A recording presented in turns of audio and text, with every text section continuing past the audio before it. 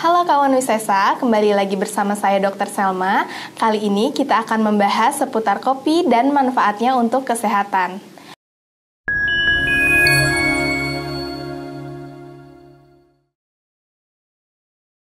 Siapa sih di sini yang gak suka kopi?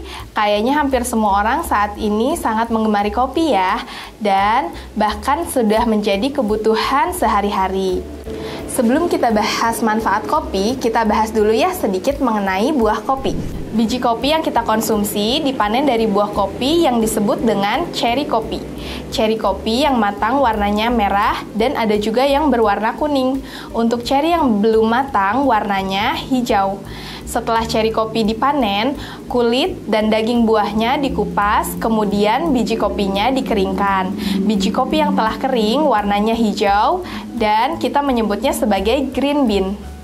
Green bean kemudian dipanggang hingga berwarna coklat. Biji yang telah dipanggang kemudian digiling pada tingkat kehalusan tertentu untuk kemudian diseduh dan dikonsumsi. Terdapat 120 spesies kopi, tetapi yang paling terkenal adalah spesies kopi Arabica atau lebih dikenal kopi Arabica dan kopi Canephora atau lebih dikenal kopi Robusta. Kedua jenis kopi ini memiliki perbedaan mulai dari ukuran, kandungan gula, lemak, kafein, dan cita rasa. Nah, kita mulai dari ukuran biji kopi Arabica.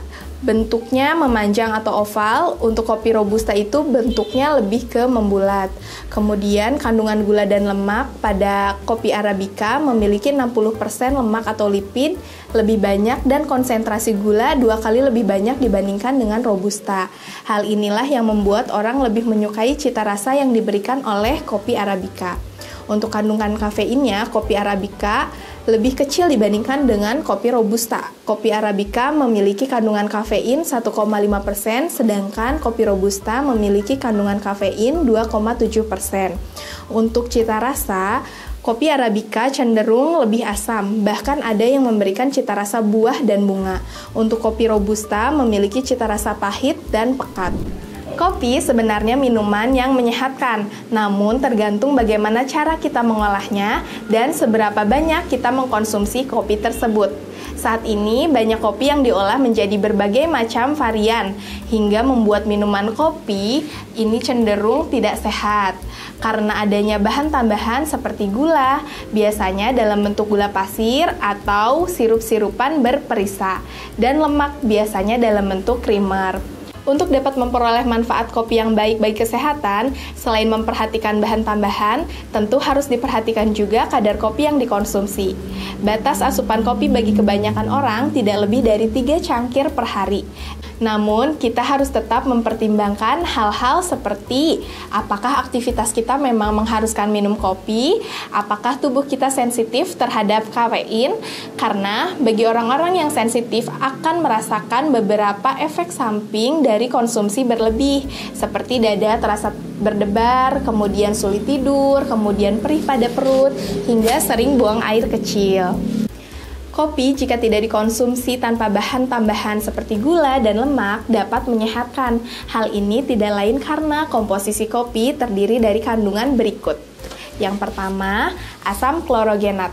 Asam klorogenat ini merupakan salah satu jenis antioksidan polifenol yang memiliki manfaat terhadap metabolisme gula darah serta membantu mengontrol tekanan darah tinggi.